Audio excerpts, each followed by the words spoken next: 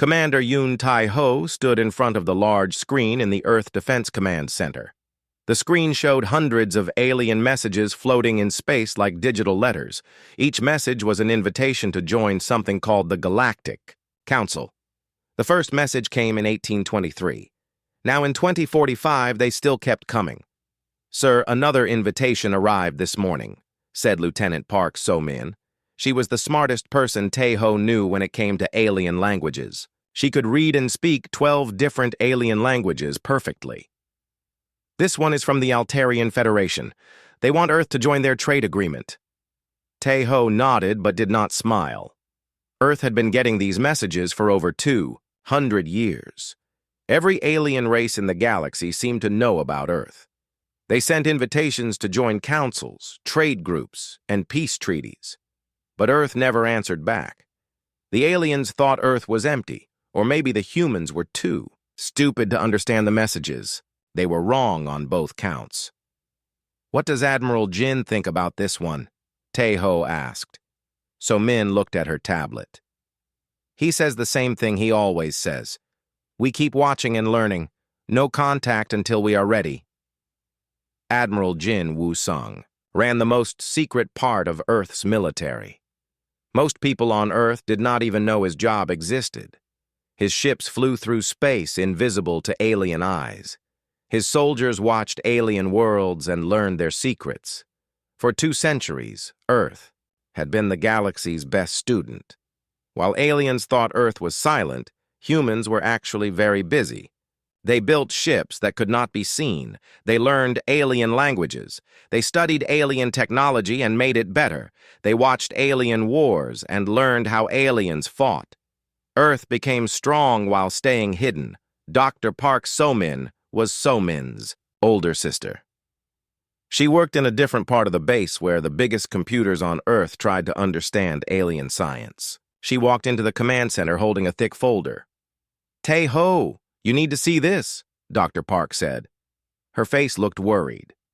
"The Velkaran Empire is moving again. They just took over 2 more star systems."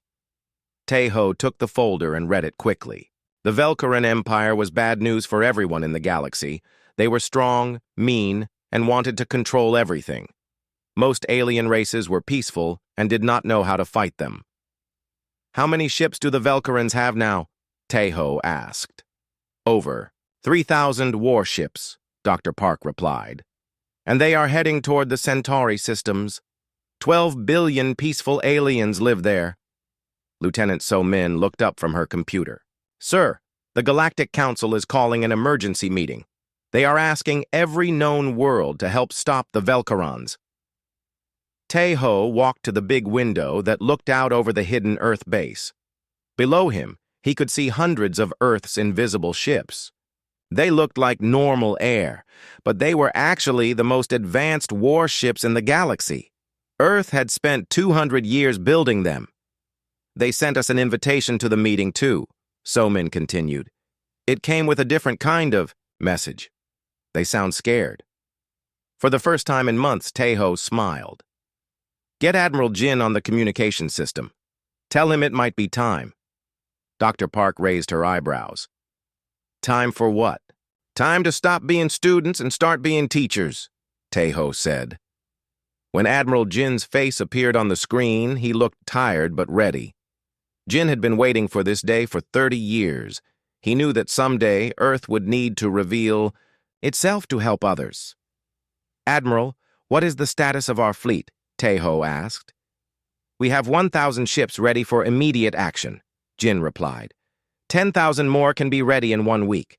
Our pilots have been training for this moment their whole lives." Lieutenant So-min stared at the screen. She knew Earth had a secret fleet, but she did not know it was so big. Most humans on Earth thought their planet only had a few hundred ships for protection. "What about the aliens?" Dr. Park asked. "They will be very surprised to see us." "Admiral," Jin nodded. "Surprised is a small word for what they will feel. Earth has been invisible to them for 2 centuries. When we appear, it will change everything they think they know about the galaxy."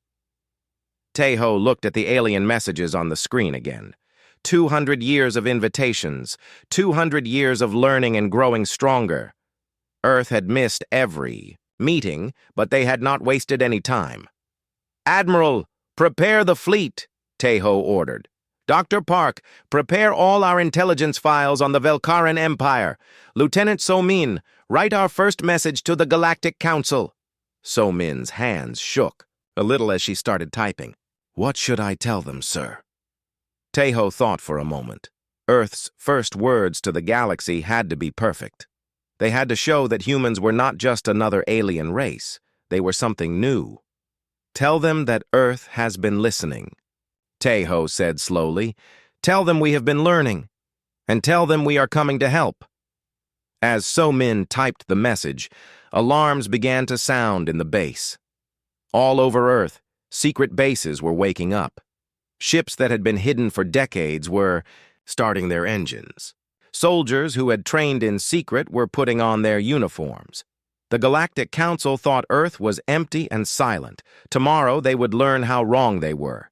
Earth had not been sleeping. Earth had been preparing for war, and now Earth was ready to fight. The Galactic Council meeting station looked like a giant metal flower floating in space. Ships from 50 different alien races were docked around it. Inside the main hall, representatives from across the galaxy sat in worried groups, talking about the Velkaran threat. Chancellor Cheetal from the Altarian Federation stood at the center podium. His blue skin looked pale with worry. "The Velkaran Empire has taken 4 systems in 2 months," he announced to the crowd. "At this rate, they will control half the galaxy in 5 years. The alien delegates made various sounds of fear and anger. Some had tentacles that waved frantically. Others had multiple eyes that blinked rapidly. All of them looked scared. "We must do something," said Ambassador Veltar from the Centauri Alliance. Her voice shook as she spoke. 12 billion of my people live in the systems the Velkarans want next." Captain Lee Dongjun sat in his command chair aboard the Earthship Soul's Pride. Around him, his crew worked quietly at their stations. Through the invisible shields that hid his ship, he could see the Council station clearly. "Captain, we are in position," reported his navigation officer. "All 1,000 ships of the fleet are ready." Lee nodded. Behind him stood Ambassador Kim Hanul, Earth's first representative to the galactic community. She wore a simple blue uniform that looked very different from the fancy clothes the aliens wore. In her hand, she held a small device that contained 200 years of Earth's intelligence on alien races. "Are you ready, Ambassador?" Lee asked. Hanul took a deep breath. "As ready as anyone can be for making first contact with 50 alien species at once." Back on the Council station, the aliens continued to argue. Some wanted to fight the Velkarans. Others wanted to try talking to them. Most just wanted to run away and hide. "We have sent messages to every known world in the galaxy," Chancellor Cheetal said. "Maybe someone will help us." "What about the silent worlds?" asked a delegate with 4 arms. "There are still planets that never answer our calls." "Like Earth?" Another alien laughed. "That dead rock has been ignoring us for 2 centuries. If there is anyone alive there, they clearly do not care about galactic affairs." Captain Lee smiled when he heard that comment through his ship's listening devices. "Ambassador, I think it is time to show them how wrong they are." Hanul nodded. "Send the signal to all ships. Begin decloak sequence." At that moment, something impossible happened. Space around the Council station began to shimmer like water. Shapes started to appear where there had been empty space before. First 1 ship, then 10, then 100. Inside the Council hall, every alien stopped talking. Through the big windows, they could see ships appearing everywhere. The ships were sleek and dangerous looking, unlike anything they had seen before. "What is happening?" Chancellor Cheetal whispered. 1,000 human ships hung in space around the Council station like a protective barrier. Each ship was twice the size of the largest alien vessels. On the side of every ship, the same symbol was painted, a blue and green planet with white clouds. "Unknown fleet, identify yourselves immediately," The station commander's voice crackled. Over the communication system, Captain Lee activated his communication array. Galactic Council Station, this is Captain Lee Dong-jun of the Earth Defense Force ship Soul's Pride. We request permission to dock and address the Council. The silence that followed lasted for almost a full minute. Finally, Chancellor Ketal's shaky voice came through the speakers. Earth. The Earth that never responds to our messages? The same Earth that has been listening to your messages for 222 years, Lee replied calmly. We bring greetings from humanity and our first ambassador to the galactic community. Inside the council hall, chaos erupted. Aliens were shouting in dozens of languages, pointing at the windows and running around in confusion. Some were taking pictures with their alien devices. Others were calling their homeworlds to report the news. General Choi Hyun-woo watched the scene from his ship, the Earth's Hammer. As the senior military commander, he was ready for anything. His scanners showed that some of the alien ships were powering up their weapons, probably out of fear. All ships, maintain defensive positions only, he ordered over the fleet communication system. We are here to help, not to fight. 20 minutes later, Ambassador Hanul walked through the Council Station's docking tube. She was the first human most of these aliens had ever seen. They stared at her with fascination and fear. Chancellor Ketal met her at the entrance. He was much taller than Hanul, but he seemed nervous. Ambassador Hanul, is it? Welcome to the Galactic Council. We have been trying to contact your world for over 2 centuries. Yes, we know, Hanul replied politely. We received every message. We have been listening and learning. But why did you never respond? Ketal asked. Hanul looked around at all the alien faces watching her. Because we were not ready to help. Now we are. She walked to the center podium where Ketal had been standing. The hall became completely quiet. Hanul activated her small device and a holographic display appeared above the podium. Honored members of the Galactic Council, she began. My name is Kim Hanul, and I speak for the people of Earth. For 200 years, you have invited us to join your meetings, your treaties, and your trade agreements. We apologize for our silence. The holographic display showed images of Earth's hidden fleets, training bases, and technology centers. We were not silent because we did not care, Hanul continued. We were silent because we were preparing. While you debated in council halls, we studied your languages, your cultures, and your histories. While you signed peace treaties, we built ships and trained soldiers. While you hoped for the best, we prepared for the worst. The display changed to show detailed intelligence reports on the Velcaran Empire, information that even the Galactic Intelligence Services did not have. The Velcaran Empire has 3,247 warships, 847 supply vessels, and 156 command stations, Hanul announced. They plan to attack the Centauri systems in 18 days. Their fleet will approach from the dark side of the Centauri star to avoid detection. Every alien in the hall gasped. Ambassador Veltar from Centauri stood up with her mouth open. How do you know this? Hanul smiled for the first time since entering the station.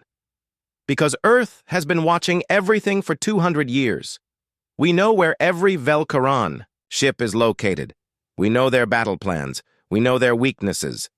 Chancellor Ketal stared at the human ambassador. Why are you telling us this? Because 12 billion innocent people are about to die, Hanul replied. And Earth does not let innocent people die when we can prevent it. She looked around the hall at all the alien faces. The Galactic Council has spent months debating what to do about the Velcaran threat. Earth spent 2 centuries preparing to... Stop it! We did not reveal ourselves to make friends. We revealed ourselves because it was time to act. The hall erupted in excited chatter. Some aliens looked hopeful for the first time in months. Others looked worried about what this powerful new human race might want. Hanul raised her hand for silence. Earth offers its assistance to protect the Centauri systems and stop the Velcaran advance. We ask for nothing in return except the chance to prove that humanity belongs in this galaxy."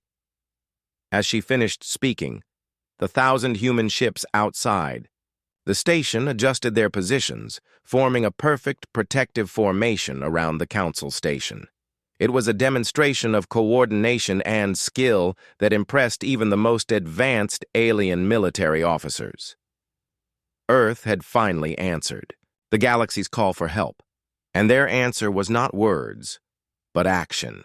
3 weeks had passed since Earth revealed itself to the Galactic Council. The aliens were still arguing about what to do while the Velcaran Empire grew stronger every day. Admiral Park Min-ho sat in his command chair aboard the Earth ship Thunder's voice, watching the endless debates on his communication screen. "Sir, the Council is starting another discussion session," reported his communications officer. "They want to form a committee to study the Velcaran problem." Park shook his head. In 3 weeks, the aliens had formed 6 committees, held 12 voting sessions, and written hundreds of pages of reports. Meanwhile, the Velcarans had taken over 2 more star systems.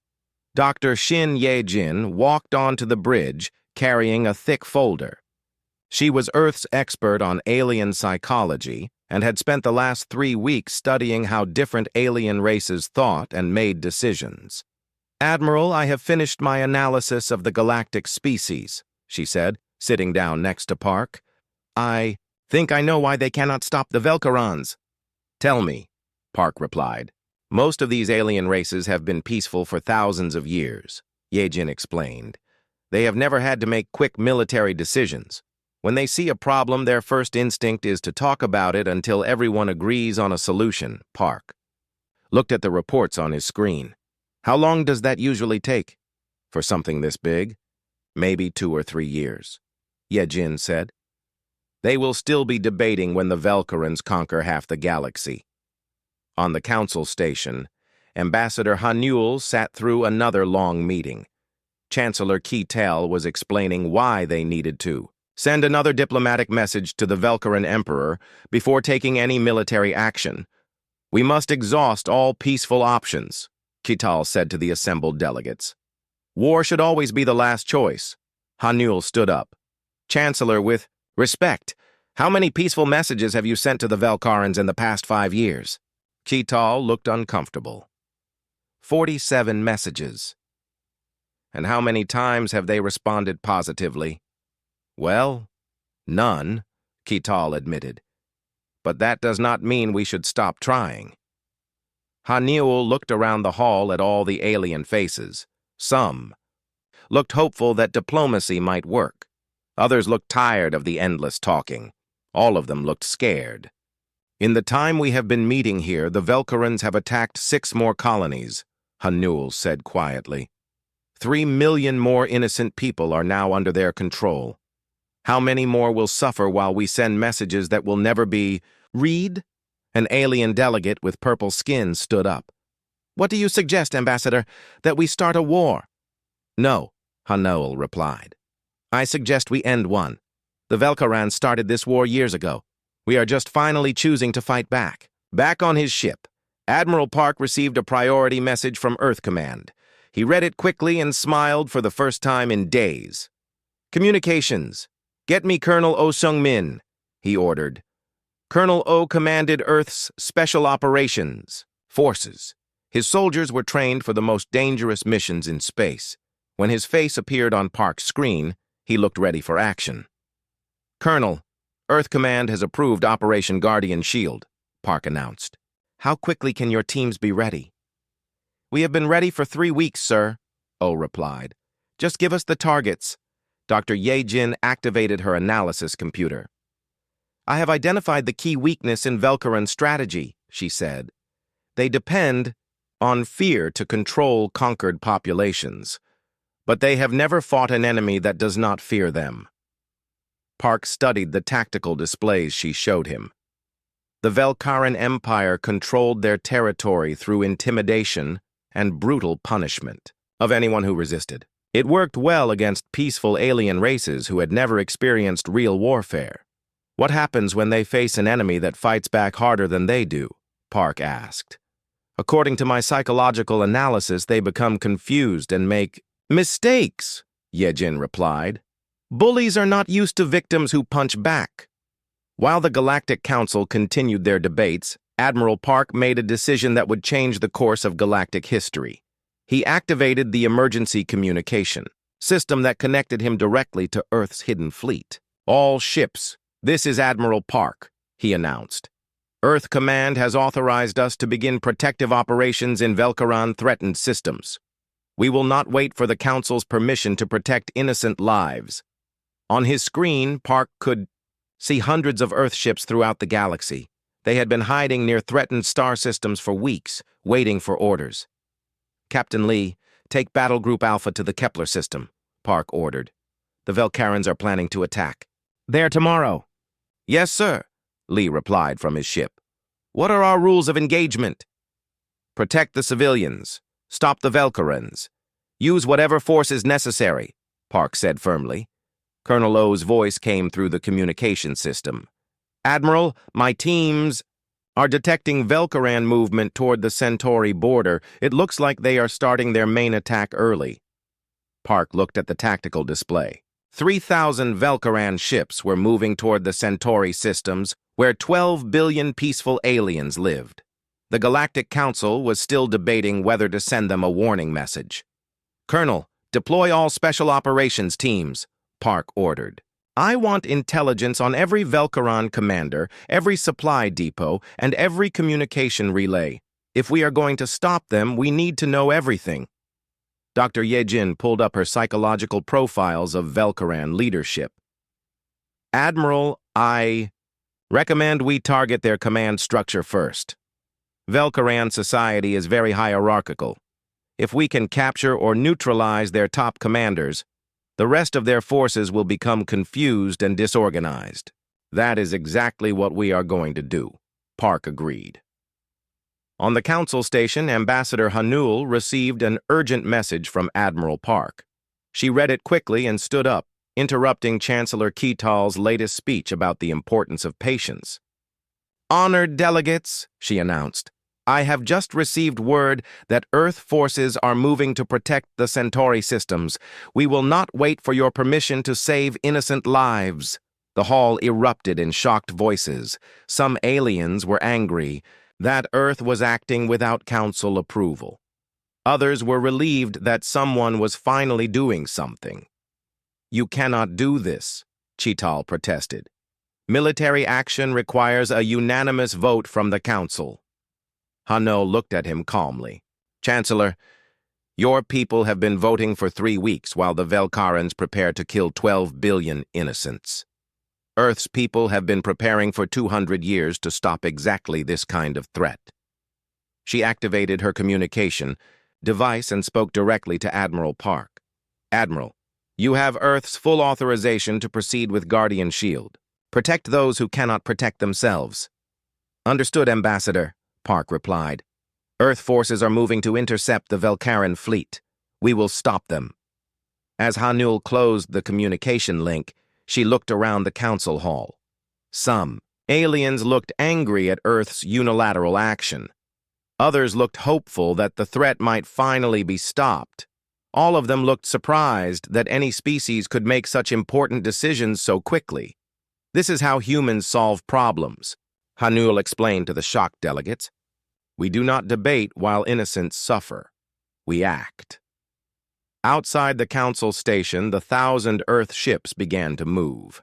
They had waited long enough for the galaxy to decide how to handle the Velcaran threat. Now, Earth would show them how it was. Done. The Galactic Council could keep talking. Earth was going to war. The emergency alert came at 0300 hours Galactic Standard Time. Commander Bay In-Su was awake instantly, reading the urgent message on his command tablet. The Velcaran Empire had done something no one expected. They had captured a civilian colony, instead of attacking a military target. Sir, we have confirmation, reported Lieutenant Kang Mi-young as she rushed onto the bridge of the rescue ship Hope's Edge. The Velcarans have taken the mining colony on Kepler 442b. 2 million civilians are trapped there, Bae looked at the tactical display showing the Kepler system. The Velkaran fleet had surrounded the small mining world completely. They were not trying to destroy it. They were using the civilians as hostages. "What does Admiral Park want us to do?" Bae asked. "He says this is a rescue mission, not a battle," Mi-young replied. "Get the civilians out alive. Everything else is secondary." Major Kang Mi-young commanded Earth's best marine combat teams. Her soldiers had trained for exactly this kind of mission, fighting in populated areas where every shot had to be careful and precise. "How long do we have?" she asked. "The Galactic Council is preparing to negotiate with the Velkarans," Bae said. "That could take months. The civilians do not have months." Captain Lim Jun-ho's stealth ship Shadow's Dance was already in the Kepler system, invisible and watching the Velkaran forces. His job was to gather intelligence and find weaknesses in their defenses. "Commander Bae, this is Captain Lim." His voice came through the communication system. "I have eyes on the colony. The Velkarans have 500 ships in orbit and about 50,000 ground troops on the planet." "What about the civilians?" Bae asked. "They are being held in work camps around the mining facilities," Lim reported. "The Velkarans are making them continue mining operations under armed guard." Bae studied the intelligence reports flowing in from Lim's ship. The situation was worse than they had thought. The Velkarans were not just holding hostages, they were using slave labor. "Captain Lim, I need you to map every Velkaran position on that planet," Bae ordered. "Major Kang, how many Marines do you need to secure 2 million civilians?" Mi-young looked at her tactical computer. "In a normal evacuation? About 10,000 Marines minimum. For a combat evacuation against 50,000 enemy troops? Maybe 50,000. "How many do we have?" Bae asked. 3,000, Mi-young replied honestly. For a moment, the bridge was quiet. Then Bae smiled.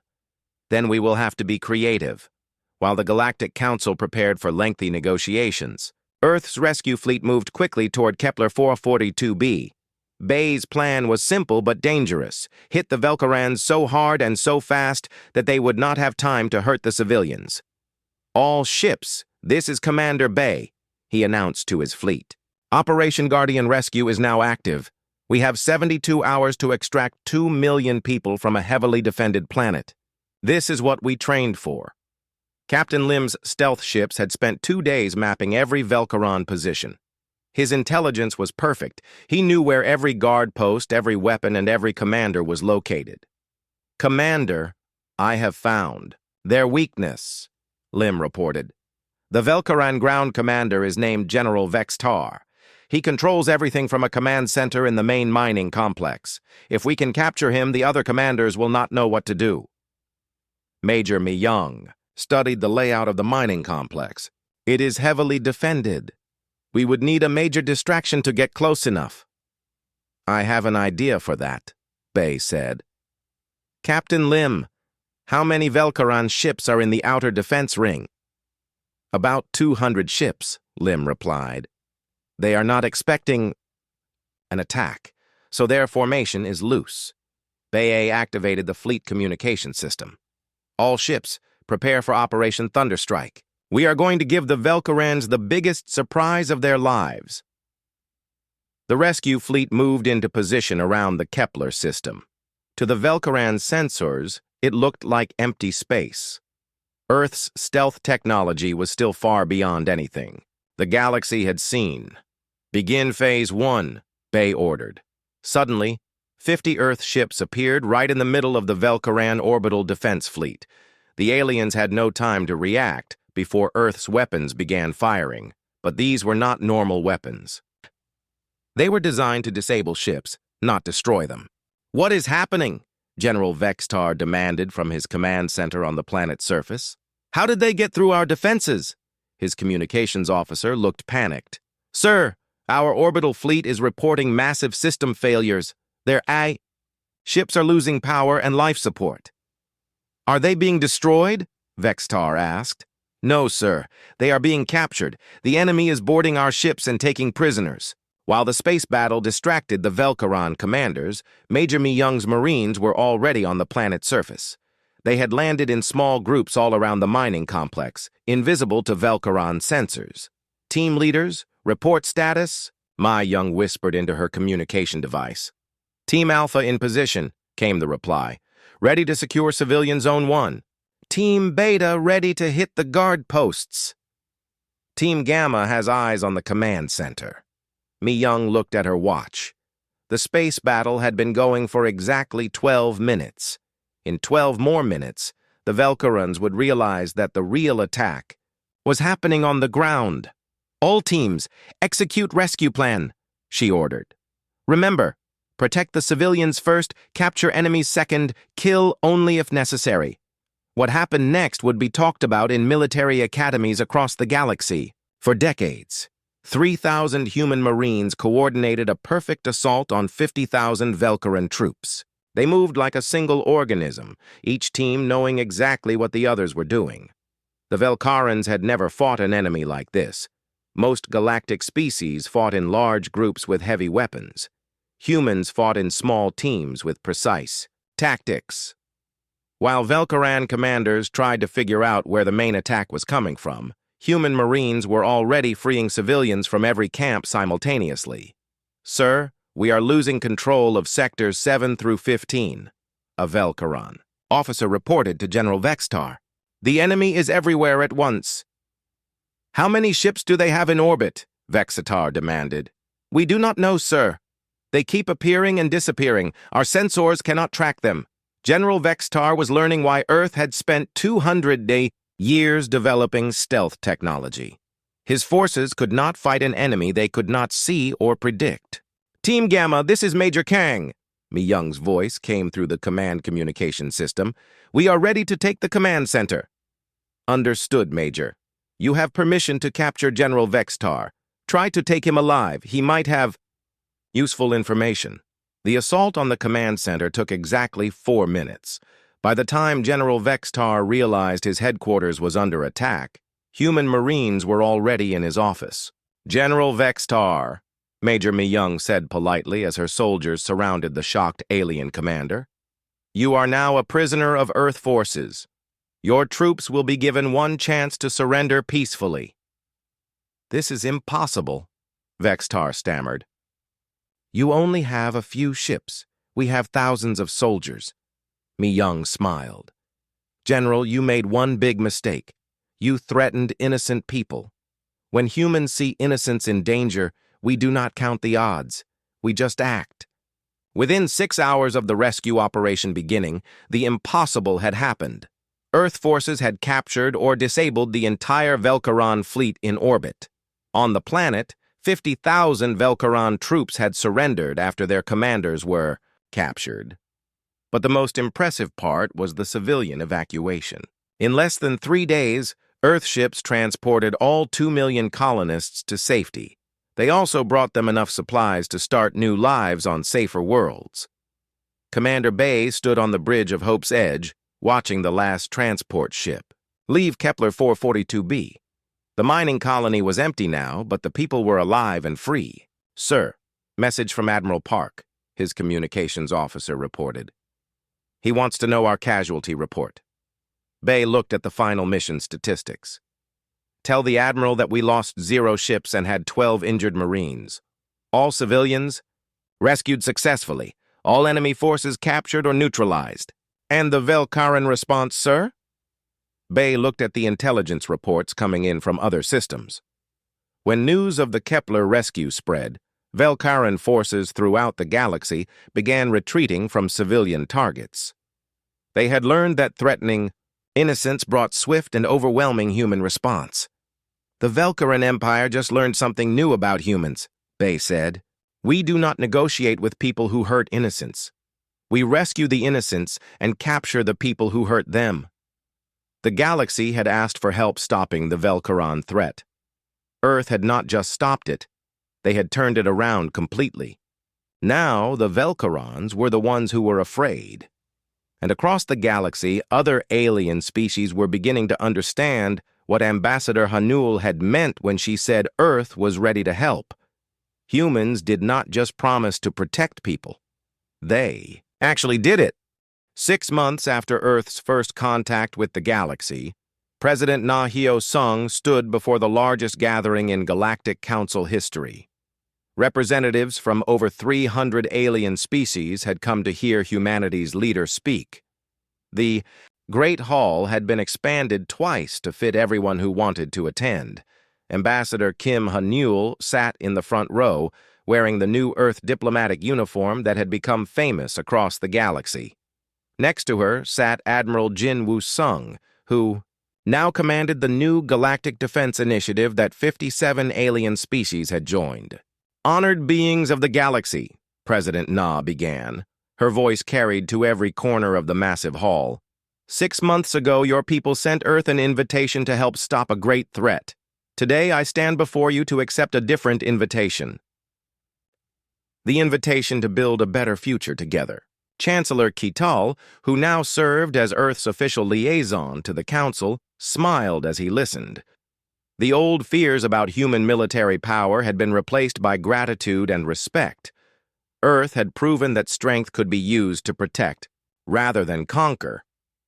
President Na activated a holographic display that showed the current state of the galaxy.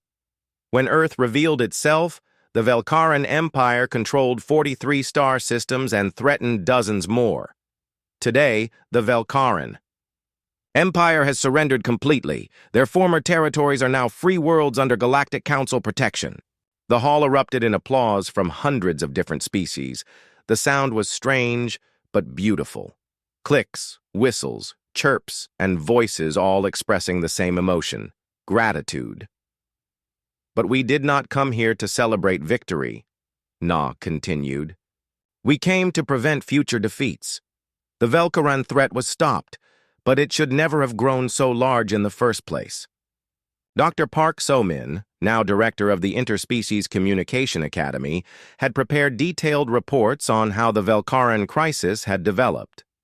Her analysis showed that the galaxy's slow decision-making process had allowed small problems to become big threats. "Earth proposes a new approach to galactic security," President Na announced. "Instead of waiting for threats to grow dangerous, we will stop them while they are still small. Instead of debating for months about what to do, we will act quickly to protect innocent lives." Ambassador Veltar from the Centauri Alliance stood up.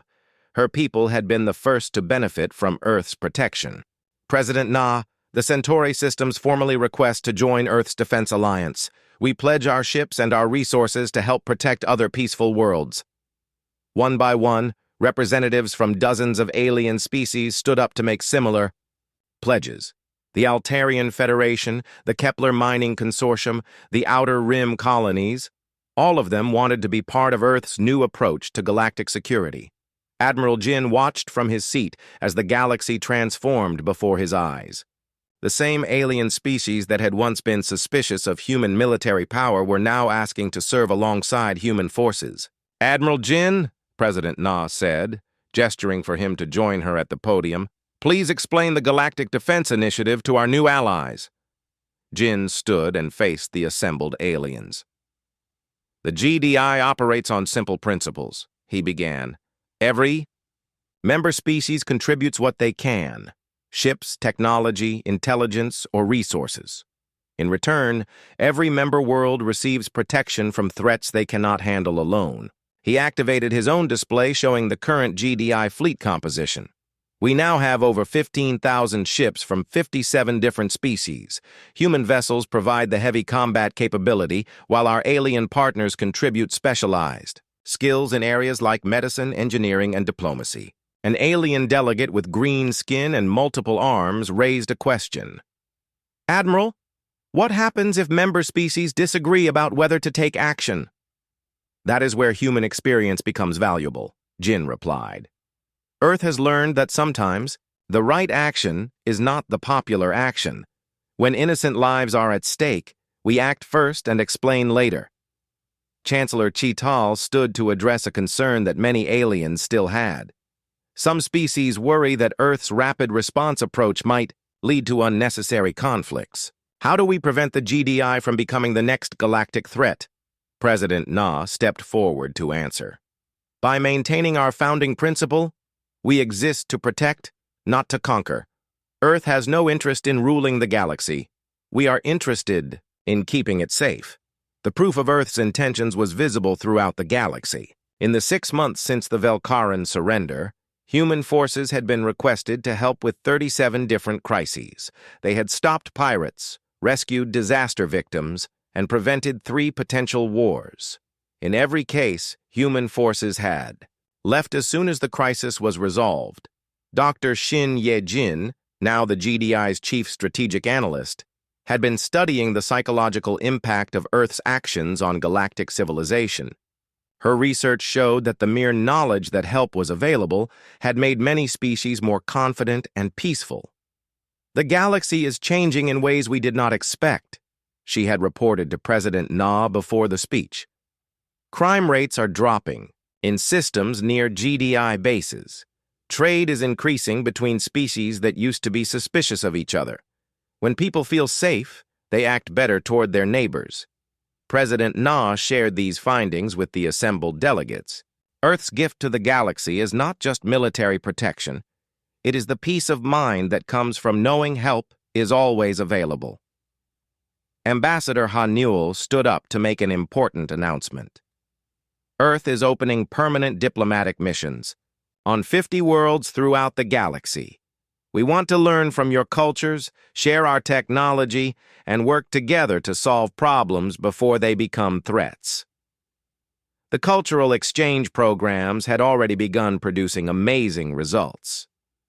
Human medical technology combined with alien biological knowledge was curing diseases that had plagued the galaxy for centuries. Earth's manufacturing techniques powered by alien energy sources were producing better products at lower costs. But perhaps the most important change is this, President Na said, gesturing to the packed hall around them.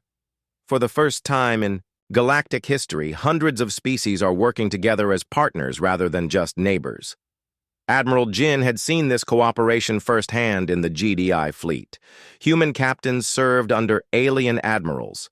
Alien engineers worked alongside human technicians. Species that had never trusted each other before were now sharing their most advanced technologies. The Galactic Council meetings that once took months to reach decisions now make choices in days, Chancellor Chital added. When you know that effective action is possible, it becomes easier to choose that action. President Na looked around the hall at all the alien faces watching her. 6 months ago, most of these species had never heard a human voice. Now they were partners in building a safer galaxy. Earth missed every galactic meeting for 200 years, she said with a smile. We were not ignoring you. We were preparing to help you. Today, we make a promise to every peaceful species in this galaxy. You will never stand alone against threats you cannot handle by yourself. The response was immediate and overwhelming. Every delegate in the hall stood up, expressing approval, in their own species' traditional way. The sound filled the enormous room. Hundreds of different voices united in agreement. Ambassador Hanul reflected on how much had changed since that first day when 1,000 human ships had appeared above the council station. The galaxy had been scared and confused then. Now it was hopeful and united. The age of waiting for threats to go away is over, President Na concluded. The age of stopping them before they grow dangerous has begun. Earth is proud to help lead this new era, but we cannot do it alone.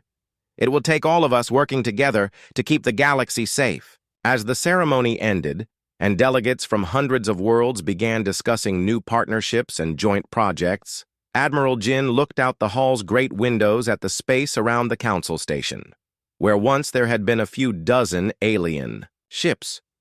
Now there were thousands of vessels from across the galaxy. The 1,000 human ships that had shocked the galaxy 6 months ago were still there, but they were no longer alone. They were surrounded by allied vessels from dozens of species, all working together to protect the peaceful worlds of the galaxy. Earth had kept its promise. The galaxy would never be the same again. And for the first time in galactic history, That change was something to celebrate rather than fear. The silent world had found its voice, and that voice had united the stars.